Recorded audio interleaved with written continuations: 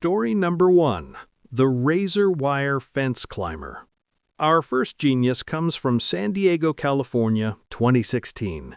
Meet Marcus, a 30-year-old who found himself locked out of a restricted water pump house. Now, most people in this situation would think, I'll call the facility, or come back during business hours, or maybe just not go in there because it says restricted. Marcus looked at the 8-foot chain-link fence topped with razor wire and thought, yeah, I can climb that. What's the worst that could happen? For those unfamiliar, razor wire isn't called razor wire because it gives you a close shave. It's called razor wire because it's literally designed to shred anything that touches it. It's made of sharp-edged blades wound around high-tensile wire. Military installations use it. Prisons use it. It's specifically engineered to make you regret your life choices. So Marcus starts climbing. He gets about halfway up when, surprise, surprise, his hand slips. Physics and gravity immediately team up for what's about to be a really, really bad day. Marcus falls, but he doesn't fall cleanly. Oh no, he catches himself on the razor wire. Specifically, he catches himself in the absolute worst possible way. The razor wire slices into his groin area. We're talking catastrophic damage to, let's say, his future family planning equipment. Yeah, that area. The razor wire essentially performed an involuntary vasectomy with the precision of a drunk surgeon using a chainsaw.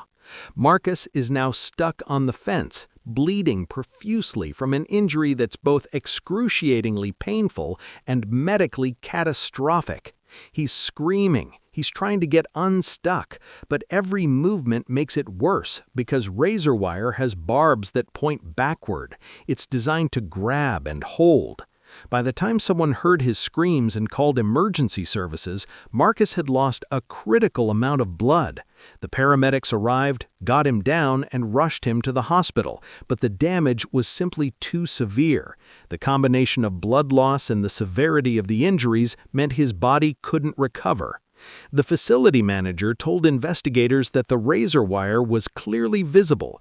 The fence had multiple restricted area signs, and there was absolutely no emergency that would have required anyone to climb it. Marcus wasn't saving a life or preventing a disaster. He was just trying to access a pump house. The really tragic irony? The facility had a phone number posted on the gate for after-hours access. All Marcus had to do was make a phone call. If something is protected by razor wire, it's probably not meant for casual access. Razor wire is not a suggestion. It's an extremely effective deterrent backed by physics and biology. If you're thinking, I can climb that, the answer is technically yes, but medically no. Also, if multiple warning signs and literal blades tell you to stay out, maybe stay out. Story number 2. The Ice That Gave a Second Chance. Moving to Saginaw Bay, Michigan, 2003. This next story is unique because it involves someone who got a literal second chance from the universe and said, "Nah, I'm good. Let's try that again." Meet David Manley, 41 years old, proud owner of a pickup truck and an absolutely unshakable faith in his ability to judge ice thickness. It's winter in Michigan, and Saginaw Bay is frozen over. Locals know that the ice can be unpredictable. Some areas are solid, some areas are death traps. David decides to drive his pickup truck onto the ice, because why not, right? About 100 yards out, the ice does what weak ice does. It breaks. His truck plunges through into the freezing water below. David manages to escape the sinking vehicle and scrabble back onto solid ice. He's cold, he's wet, he's probably terrified, but he's alive. Normal people would take this as a sign, a warning from the universe, a "hey buddy, maybe don't drive on the ice" moment. David should have gone home, dried off, thanked whatever deity he believes in, and never driven on ice again. But David? David took this as a challenge. The very next night, less than 24 hours later, David returns to the exact same bay. This time he's riding an ATV because apparently the problem wasn't the ice, it was the vehicle choice. He went back the next night to the same ice that had already tried to drown him. Guess what happened? If you guessed the ice broke again, congratulations, you understand physics better than David did. The ATV plunges through, but this time David's not so lucky. Whether it's the cold, the shock, the different vehicle, or just the universe deciding it gave him his one chance, David doesn't make it out. Emergency responders recovered his body the next day, still with the ATV. The local sheriff told reporters that they'd warned people multiple times that the ice was unstable. There were signs, there were announcements, and David had literally experienced the ice breaking under him the night before. One witness who'd seen David drive out the second night said he'd tried to warn him, saying, "Didn't you just go through yesterday?" David's response was reportedly something along the lines of, "I know what I'm doing." He did not know what he was doing. When nature gives you a warning, listen. When you've already survived something once, don't test it a second time. The ice tried to kill you on Monday? Don't go back on Tuesday expecting different results. That's not determination, that's denial. Also, frozen water is not solid ground, regardless of how many times you tell yourself it is. Story number 3. The Cobra and the Tough Guy. Heading to Pennsylvania in 1997 for a story about machismo meeting venom. And, spoiler alert, venom wins. Every time. Meet Wayne Roth, a guy whose friend thought keeping a pet cobra was a reasonable life choice. Already we're off to a bad start. For those who don't know, cobras are among the most venomous snakes on Earth. Their venom is neurotoxic, meaning it attacks your nervous system, paralyzes you, and stops you from breathing. They're not pets. They're weapons that occasionally need to be fed. Wayne is visiting his friend who owns this cobra. Somehow, and the details here are fuzzy because everyone involved made terrible decisions, Wayne gets bitten. A cobra sinks its fangs into his hand and delivers a healthy dose of, "You're about to have a very bad time." Now, what does a normal person do when bitten by one of the world's deadliest snakes? They immediately call 911, get to a hospital, and receive antivenom. Time is critical. Cobra venom works fast. Wayne's response? "I'm a man. I can handle it." I'm sorry, what? You can handle cobra venom? You think your masculinity is stronger than neurotoxins that have evolved over millions of years to kill efficiently? But it gets better. Wayne doesn't just refuse medical help and go home to rest. No. Wayne goes to a bar. He goes to a bar and starts drinking. Let me explain why this is spectacularly stupid. Cobra venom attacks your respiratory system. Alcohol is a depressant that also affects your respiratory system. Combining them is like pouring gasoline on a fire and being surprised when the house burns down faster. Wayne's sitting at the bar, drinking, probably telling his buddies about how he got bit by a cobra and doesn't need a doctor because he's a man.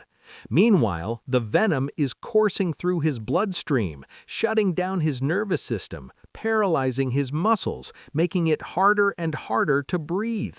His friends at the bar noticed he was slurring his words and looking pale. They tried to convince him to go to the hospital. Wayne refused. He was fine. He was tough. He could handle it.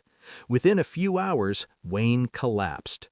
By the time the ambulance arrived, it was too late. The venom had done its job. The absolute tragedy here is that cobra bites are survivable with proper medical treatment.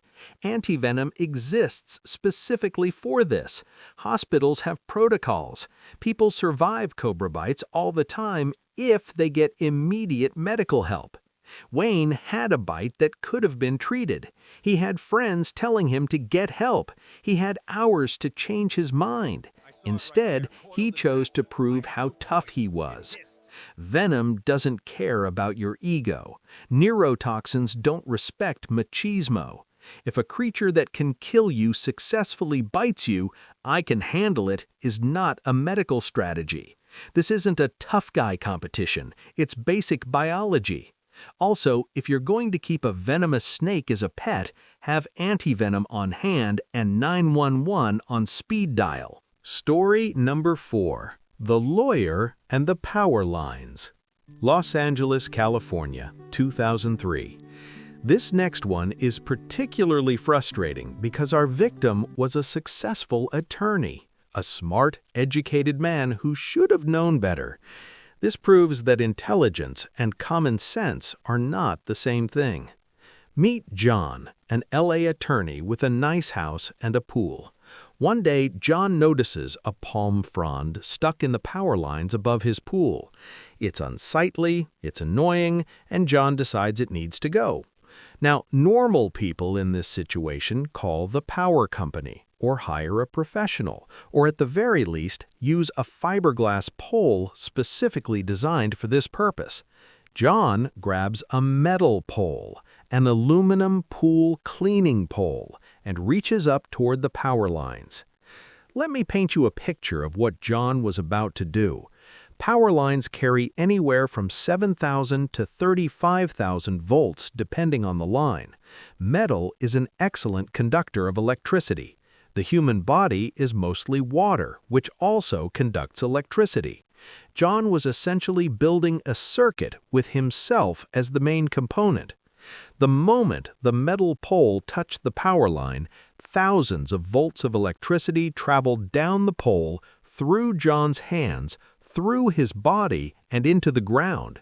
He didn't even have time to let go. Electricity causes muscles to contract, which meant his hands clenched around the pole.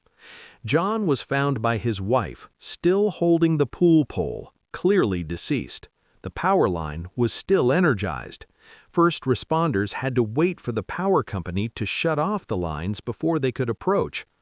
Here's what makes this extra tragic. John was a lawyer. He understood liability. He understood risk assessment. He'd probably advised clients on safety issues. But in that moment, he looked at high-voltage power lines and a metal pole and somehow didn't see the problem. The power company later confirmed that they would have come out for free to remove the palm frond. It was literally their job. John died trying to save maybe an hour and avoid a phone call. Never, ever touch power lines with anything, especially metal. If something is stuck in power lines, it stays stuck until professionals remove it. That palm frond wasn't going anywhere. It wasn't an emergency. The power company removes debris for free because they don't want people electrocuting themselves. Let the professionals handle it. Story number 5. The Shotgun Windshield Smasher. Last but definitely not least, we're heading to Hickory, North Carolina, 1992 for a story about anger, bad decisions, and not understanding how guns work. Our protagonist, let's call him Brad, is having relationship problems. His ex-girlfriend has moved on, and Brad is not handling it well. He decides he needs to send a message by damaging her property, specifically her windshield. Now, normal people experiencing relationship anger might key a car, still illegal, still wrong, slash a tire, also illegal, or maybe just write a mean note, immature but non-destructive. Brad grabs a shotgun. But here's the thing. Brad doesn't want to shoot the windshield. Oh no, that would be too straightforward. He wants to use the shotgun as a club. He's going to smash the windshield with the butt of the gun like he's some kind of action movie character. Let me explain why this is monumentally stupid. Shotguns have triggers. Those triggers can be pulled by unexpected forces, like say the impact of smashing something. Many shotguns are also not particularly gentle. They don't require much pressure to fire. Brad approaches his ex's car in her driveway, raises the shotgun above his head, and swings it down hard against the windshield like he's splitting wood. The impact triggers the gun. It discharges, and because Brad is holding it in a very unusual position, raised above and behind his head for the swing, the barrel is pointed at the absolute worst possible angle. The blast hits Brad at point-blank range. It's instant. He doesn't even have time to realize his mistake. Witnesses said they heard the loud bang, rushed out, and found Brad on the ground next to the car. The windshield had a crack from where he hit it with the gun. The gun was on the ground nearby. The whole plan had taken maybe 3 seconds from start to finish. The police report was straightforward. Subject attempted to damage vehicle using shotgun as blunt instrument. Weapon discharged upon impact. Death was instantaneous. The really dark irony here is that Brad went there to damage property and send a threatening message to his ex. Instead, he removed himself from the situation in the most permanent way possible while barely even scratching her windshield. His ex told police she'd broken up with him weeks earlier because of his temper and poor decision-making. She had a restraining order. She'd seen the warning signs. Guns are not clubs. They're not hammers. They're not tools for property destruction. They're weapons that should be treated with respect and understanding at all times. If you're angry enough to commit vandalism, you're too angry to be holding a weapon. Also, if your plan to get revenge involves a loaded firearm, your plan is catastrophically flawed from the start. Walk away, cool down, call a therapist. And there you have it, folks. 5 more people who looked at danger, ignored every warning, and paid the ultimate price. Golden rules that could have saved these lives. 1. If it has razor wire, it's not meant to be climbed. 2. Ice that broke yesterday will break today. 3. Cobra venom greater than your ego. Get to a hospital. 4. Metal plus power lines equals death. Call professionals. 5. Guns are not clubs. Literally never use them this way.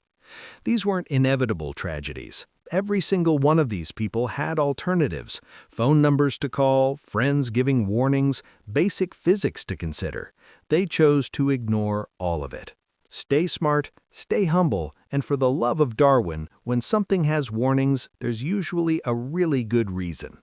Hit that like button if you're grateful for common sense, subscribe for part 4, yes, there's more, and comment with the worst decision you've ever seen someone make. Until next time, think before you act, because physics doesn't give second chances. Well, except for that ice guy. And look how that turned out.